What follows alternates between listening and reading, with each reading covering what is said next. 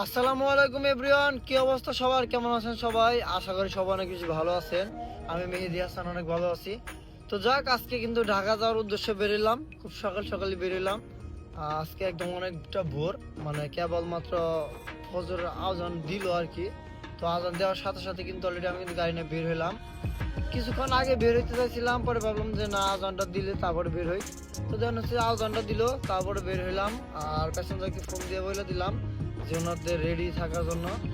রাত্রেবেলায় বলে দিছি ভাই, সকালবেলা কিন্তু ভাই কিন্তু বসে থাকতে পারবো না, একদম টাইম টু টাইম, মানে এত সকাল আসলে ঘুম ছাড়ে না। পরে পার্টি বললো সমস্যা নেই ভাই, আমরা রেডি হয়ে আপনাকে ফোন দিব। মানে ওনারা আমাকে ফোন দিছে, দিয়ে বললো মেহেদি ভাই আপনি আসেন, আমরা রেডি আছি।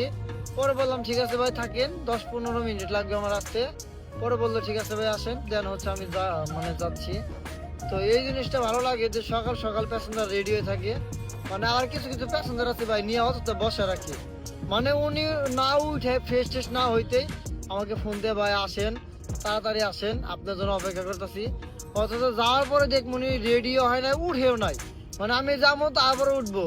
মাঝে মাঝে এরকম করলে ভাই কেমন লাগে বলেন? মানে সকাল সকাল আর কি লেট করে ফেলা, মানে ইচ্ছা করে লেট করে আর কি। তো ওইসব প্যাসেঞ্জার উপর ভাই মন মেজাজ এত পরিমাণ খারাপ লাগে আর এত পরিমাণ রাগ ওঠে যা বলার মতো না। তো যাই হোক, ওই রকম প্যাসেঞ্জার আসলে আমার কপালে না পড়াই ভালো। যখন যদি মাঝে মধ্যে পড়ে যায় তারপরেও মানে কিছু বলি না ভাই, তাড়াতাড়ি ওঠেন।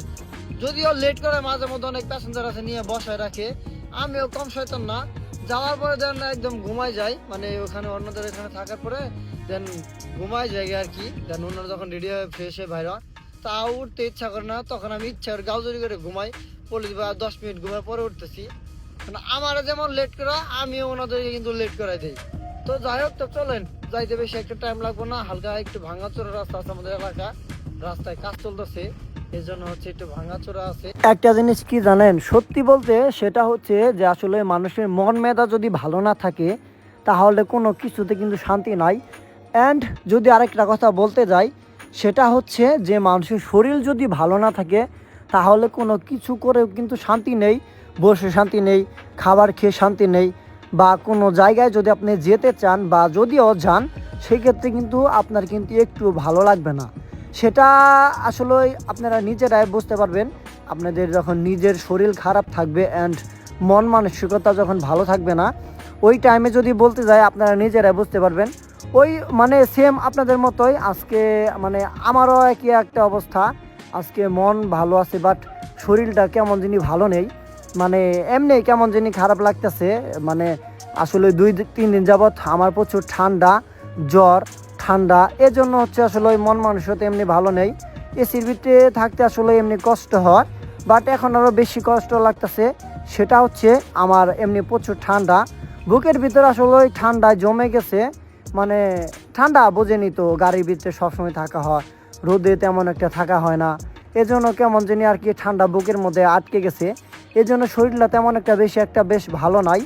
মানে কোনো কিছু করতে শান্তি পাইতেছি না, বইসে মানে কোনো কিছুতে এভরিথিং কোনো কিছুতে ভালো লাগতেছে না, অন্যরকম একটা ফিল আসতেছে। আমি যে ভিডিওগুলো করতেছি, ভিডিওগুলাও তেমন আসলে ওইভাবে ভালো লাগতেছে না, যেভাবে আগে যেভাবে ভিডিওগুলো করতাম, আপলোড করতাম, বাট ছাড়তাম, আপনাদের সাথে কথা বলতাম, ঠিক তেমনই হয়েছে। মানে আসলে ভাই আপনারা জানেনই, মানুষের মন মেজাজ ভালো না থাকলে কোনো কিছুতে শান্তি নাই। তবে আমার জন্য সবাই দোয়া করবেন, খুব দ্রুত যেন সুস্থ হয়ে পড়ি অ্যান্ড অসুস্থ যেন না থাকি। সবাই একটু হলো আমার জন্য দোয়া করবেন। তো মূলত আজকে অনেক রাত্রেবেলা বেরোইছিলাম, আর যেখান থেকে বেরোইছি রাস্তাটা আমাদের এলাকার রাস্তা থেকে আর কি বেরোইছিলাম। রাস্তাটা একটু ভাঙাচোরা ছিল, এজন্য প্যাসেঞ্জারের কাছে যাইতে একটু সময় লাগছে। তবু আলহামদুলিল্লাহ ওনারা যথেষ্ট পরিমাণ খুশি হয়েছে যে টাইমে কথা বলছিলাম ওই টাইমেই ওনাদেরকে গাড়ি দিতে পারছি। আর যদি ওই টাইমে গাড়ি না দিতে পারতাম তাহলে ওনারা মন খারাপ করতো। আমাকে বললো ভাই, আর আগে গাড়ি নিয়ে গেছিলাম, তখন একটা ড্রাইভার ছিল, আমরা যে টাইমের কথা বলছি ওনারা ওই টাইমে গাড়ি দিতে পারেনি আমাকে। আরও অ্যান্ড হচ্ছে যে ওনাদের আরও আধা ঘন্টা 40 মিনিট পরে নাকি গাড়ি দিছে, অ্যান্ড আমি ওনাদের কথা মতো গাড়ি দিছি। এজন্য ওনারা এত পরিমাণ খুশি হয়েছে যা বলার মতো না। মানে খুশি হয়ে বলতেছে ভাই আপনারে অনেক ভালো লাগলো, প্রথম থেকে আপনারে অনেক ভালো লাগছে। কেন ভালো লাগছে? ভাই আপনার সাথে যখন ফার্স্টে কথা বললাম তখন থেকে আপনাদের সাথে ভালো লাগছে, মানে আমার সাথে উনি কথা বলছে এতে নাকি উনি অনেক পছন্দ করছে আর কি। আমি যে ভিডিওগুলো করি আসলে এগুলো তেমন কোনো শিক্ষণীয় কোনো ভিডিও না, বাট গাড়ি চালাই, কোথায় যাই, কোথায় খাই, আপনাদের সাথে একটু শেয়ার করার চেষ্টা করি। মানে আর কি আমার ভিডিও করা কোনো আজকে ইচ্ছা নাই, অ্যান্ড মানে ভালো লাগতেছে না যে কোনো একটা কিছু আপনাদের সাথে শেয়ার করব। তবুও ভাবলাম যেহেতু আজকে ঢাকাতে যাচ্ছি, তবে একটু আপনাদের সাথে শেয়ার করি যে সকালের পরিবেশটা আসলে ঢাকাতে কেমন থাকে। তো সকালের পরিবেশটা আসলে ঢাকাতে খুবই সুন্দর থাকে, অ্যান্ড তেমন কোনো গরম নাই, রাস্তাঘাটও খুব ফাঁকা থাকে সকালের দিকে। সেটা হচ্ছে সকাল 5টা থেকে নিয়ে সকাল 7টা পর্যন্ত। যদি আপনি ধরতে যান সকাল 7টা পর্যন্ত বা 7:30, না 7:30 ধরতে গেলে ভুল হবে, 7:30টার সময় অনেক মানে 8টা যারা অফিস করে ওনারা কিন্তু 7:30টার দিকে বের হয়ে পড়ে। এর জন্য আমি বলবো যে সকাল 5টা থেকে সকাল 7টা পর্যন্ত ঢাকা এবং কি ঢাকার বাইরে আপনি যে কোনো জায়গায় থাকেন না কেন এই সময় গাড়ি চালায় খুব রাস্তা আগাইতে পারবেন। এই সময় কিন্তু তেমন রোডে গাড়ি থাকে না, আর এত সকালে কিন্তু রাস্তাঘাটে লোকও তেমন একটা বের হয় না। তো দেখেন আমি কিন্তু যে টাইমে যাচ্ছি সেটা হচ্ছে সকাল টাইম। এই টাইমে কিন্তু এই দিক দিয়ে কিন্তু চাইলে কিন্তু কিছুক্ষণ পরে আমি এই দিক দিয়ে এভাবে যাইতে পারবো না, কিছুক্ষণ পরে এই দিক দিয়ে অনেক গাড়ি চলে আসবে, ট্রাক, বাস। আসলে মূলত ট্রাক দিনের বেলা চলে না, এলাও নাই। তারপরে কিছু কিছু সিটি মানে অফিস কোম্পানির কিছু ট্রাক দেন ওগুলো চলে আর কি। গাজীপুর দিয়ে যেহেতু যাচ্ছি এলাকারই কিছু ট্রাক, পিক আপ বা এগুলো সবসময় চলে আর কি, যেগুলো পার্সোনাল চলে বা যেগুলো হচ্ছে মালবাহী ট্রাক ওগুলো তো দেন হচ্ছে রাত্রেবেলা চলে। আর এমনি যেগুলো কোম্পানির যে গাড়িগুলো ট্রাকগুলো ওগুলো দেন দিন রাত সবসময় চলে আর কি, কারণ কিছু কিছু কুরিয়ান সার্ভিসের ট্রাক, বাস আছে দেন এগুলো আর কি চলে আর কি। তো যাক আজকে মূলত এয়ারপোর্টে যাইতেছি, ইদানিং মনে হইতেছে কিছুদিন পরে গাড়ি চালাইতেছি, 2 দিন বৈশা ছিলাম, মনে হইতেছে কেমন জানি মনে হইতেছে আমার 2 দিন পরে গাড়ি চালাইতেছি না 3 দিন পরে গাড়ি চালাইতেছি। রাস্তাঘাট একদমই ফাঁকা, ভালোই লাগতেছে গাড়ি চালাইতে। আজকে সকাল সকাল যেহেতু এয়ারপোর্টে ঢুকতেছি, তবে রাস্তাঘাটগুলো খুবই ভালো লাগলো আজকে। আজকে কেমন জানি রাস্তাঘাট এত পরিমাণ ফাঁকা ছিল। আর এয়ারপোর্টেও তো যেহেতু চলে আসলাম, এয়ারপোর্টেও কিন্তু রাস্তাঘাট তেমন একটা মানে নাই, জ্যাম নাই। আগে কিন্তু কিছুদিন আগে এদিক দিয়ে কিন্তু যাইতে পারতাম না, এরকম অবস্থা ছিল আর কি। তো এখন কিন্তু আমরা পার্কিংয়ে চলে যাচ্ছি। তো যেহেতু দিনের বেলা গাড়ি পার্কিং করতেছি, সেক্ষেত্রে বিল্ডিংয়ের নিচে পার্কিং করব, দেখি চলে নিচে যেয়ে পার্কিং করি। যাক আমরা কিন্তু ইনশাল্লাহ এয়ারপোর্ট থেকে যাত্রী নিয়ে বের হয়ে পড়ছি। তবে আজকে মন মানসিকতা সত্যি একদমই ভালো নাই, কারণ অনেক ঠান্ডা একদমই শেষ। তো যাক বের হইলাম। তবে ঢাকার ভিতরে একটা জিনিস খেয়াল করছি, সেটা হচ্ছে আমি যে আমার এলাকা থেকে যে এই পর্যন্ত আসলাম, মানে রাস্তাঘাটে এত পরিমাণ ট্রাক, প্রাইভেট কার, সিএনজি তো সিরিয়াল তেমন একটা নাই, কিন্তু প্রাইভেট কারের হাইয়েস্ট গাড়ি অ্যান্ড হচ্ছে ট্রাক, বাসের প্রচুর সিরিয়াল। তো আপনারা জানেন ইদানিং একটু বাংলাদেশে একটু প্রবলেম, একটু সংকটে পড়ে গেছে, তেলের সংকট। তবে আমি জানি না বাংলাদেশে তেলের সংকট আছে কি নাই, আমি শিওর জানি না ভাই, কারণ আমি এতটুকু বলতে পারতেছি না। তবে একটা জিনিস দেখতেছি প্রত্যেকটা পাম্পে শুধু ট্রাক, বাস, প্রাইভেট, হাইস এগুলা মানে তেলবাহী গাড়ি যেগুলা কি তেলে চলে, পেট্রোল, অকটেন, ডিজেল, এগুলা গাড়ি পাম্পে অ্যাভেলেবেল চলতেছে। কিন্তু তার থেকে বেশি চলতেছে সেটা হচ্ছে বাইক। যে জিনিসটা দেখলাম বাইক যারা চালাইতেছেন, আমি বলবো যে ভাই আসলে আপনারা 2-3 ঘন্টা যাবৎ মানে সিরিয়াল দিয়ে তেল নেওয়ার থেকে না নেওয়াই ভালো মনে করি। কারণ দেখেন ভাই আপনি 2-3 ঘন্টা একটা জায়গায় দাঁড়ায় থাকবেন একটা জিনিস নিয়ে 500 টাকা তেলের জন্য, আপনি 500 টাকা তেল দিয়ে কয়দিনে চলতে পারবেন? সর্বোচ্চ 2-3 দিন, আবার কিন্তু আপনাকে নিতে হবে। তার থেকে একটা কাজ করেন, একদিনই কষ্ট করেন, আপাতত 500 টাকা তেল উঠায় নিয়ে আসেন, আপনার জরুরি কাজ ছাড়া বের হবেন না। মানে বুঝতে তো পারতেছেন, জরুরি কাজ ছাড়া বের হবেন না। যদি আপনি অফিসিয়াল কোনো জব করেন সেক্ষেত্রে বাইক আপনার জন্য, আপনি প্রতিদিন বাইক দিয়ে যাওয়া আসা করেন, আপনার জন্য বাইক। অ্যান্ড হচ্ছে যারা 420-420 কিছু ভাই বাদার আছে তাদেরকে বলতেছি, বাট ভিডিওটা কিছু ভাই মাইন্ডে নিয়েন না। আবার অনেক ভাই আছেন ভাই ভিডিওর ভিতরে মাইন্ড করে বসবেন, আমি আপনাদের কাছে মানে ক্ষমা চেয়ে নিচ্ছি ভাই, কেউ মাইন্ড করেন না। সেটা হচ্ছে ভাই দেখেন আপনাদের আসলে তেলের কোনো প্রয়োজন নাই, আপনারা গাড়ি থেকে তেল নামাই নিয়ে আরেকটা জায়গায় বিক্রি করতেছেন, আপনি 2টা টাকার জন্য করতেছেন, কিন্তু এটা কিন্তু ভাই একদম ঠিক না। তো আরেকটা ভাই আছে যারা ওই যে গোষ্ঠী মারছে চায় রয়েছে আরেকজনের বাইকার, মানে ভিডিও মনে হয় দেখে হয়তো বা সামনে যায়।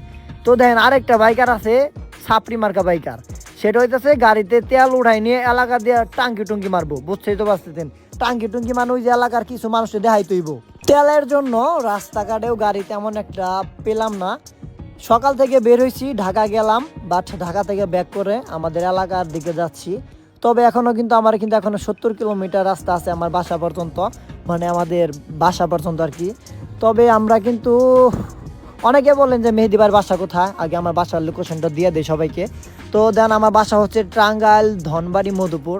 মধুপুরে বলতে গেলে আর যদি বলতে যাই সেটা হচ্ছে টাঙ্গাইলেই, মানে টাঙ্গাইলে আর কি, যেহেতু আমার জন্মস্থান টাঙ্গাইলেই। তো আমি টাঙ্গাইলের কথাই বলি, টাঙ্গাইল সদরেই বলতেছি।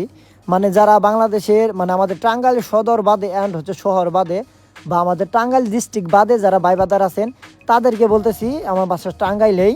কারণ আপনি যদি দেখেন কোন কোন জেলার কথা কমু, বাট যদি কোনো একটা জেলা বা জায়গার নাম যদি বলি, বলবেন যে মেহেদী ওই জেলার নাম আপনি প্রেম করেন বা এই জন্য ওই এলাকার নাম বলছেন।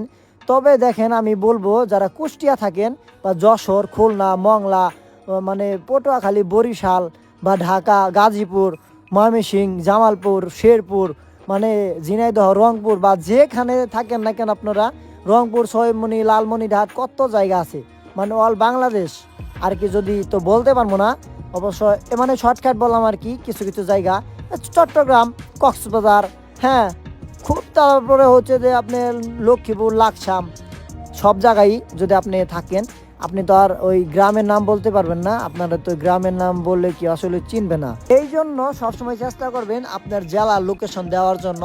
যদি জেলার লোকেশন দেন সেক্ষেত্রে আপনাকে সবাই চিনবে। যেমন আমার টাঙ্গাইল, মধুপুর আর গ্রামের নাম বলে অনেকে চিনবে না।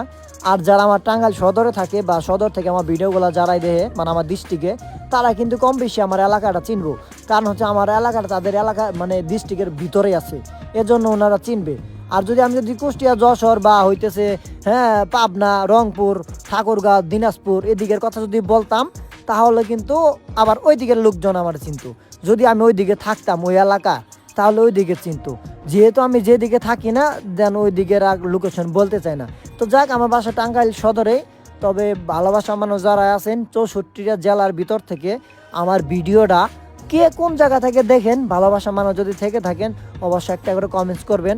আর ভিডিওগুলো ফুল ভিডিও কে দেখেন একটু হাত ওঠায়েন ভাই, ভিডিওর ভিতরে কমেন্টস বক্সে একটু লাড়াচাড়া দিয়ে দেন তো আমারে, আমি একটু দেহমনি আমার ভিডিওগুলা, ফুল ভিডিওগুলা কে দেখেন। ইনশাল্লাহ আমার ভিডিও দেখলে একদম চাঙ্গে উঠতে পারবেন ভাই। তো বুঝতে তো পারতেছেন, গাড়ি যেহেতু চালাই, গাড়ির এভরিথিং সব কিছু খুঁটিনাটি যা আছে আমি আপনাদেরকে দেখানোর চেষ্টা করবো বা দেখাবো। আপনারা অবশ্যই কমেন্টস করবেন যে কোন বিষয় ভিডিও বানালে আপনাদের অনেক বেশি ভালো লাগবে। ভালোবাসা মানুষ সবাই একটু কমেন্টস করে জানাবেন আমাকে। যাক, আলহামদুলিল্লাহ অবশ্যই তো পার্কিংয়ে চলে আসলাম, গ্যাস নিলাম, খাইলাম, তারপরে পার্কিংয়ে চলে আসলাম। আমাদের যে এক বড় ভাই গাড়ি মোছামুছি করতেছে, ক্লিন করাইতেছে, কই জন্য চলে যাবো ইনশাল্লাহ। আমিও কিন্তু দেন আমার গাড়ি নিয়ে কিন্তু ডগে যাইতে হবো। তো একটা ভাইয়ের জন্য ফোন দিলাম, ভাই আসতেছে, মূলত ওনার জন্য দেরি করতেছি। আরেকটা জিনিস সেটা হচ্ছে ডগে যখন আমি গাড়ি আসার সময় দেখে আসলাম যে 4-5টা গাড়ি ধুইতেছে, একটু লেট হবে। পরে ফোন দিয়ে বললাম যে কতক্ষণ লাগবে, পরে ওনার 2 ঘন্টা কথা বলে দিল, 2 ঘন্টা পরে আইবো। আর ওই যে শামিম ভাই আয় পড়ছে, আরে গোষ্ঠী মারছে মিয়া, পার্কিং আজকে ঈদ লাগেছে গা,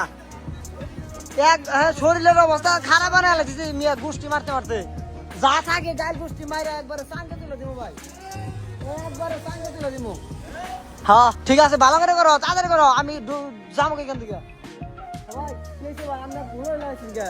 তো যাক, গাড়ি এখন হচ্ছে আমার গাড়ি নিয়ে ডগে যাইতে হইব, ডগে ওয়াশ করাইতে হইব।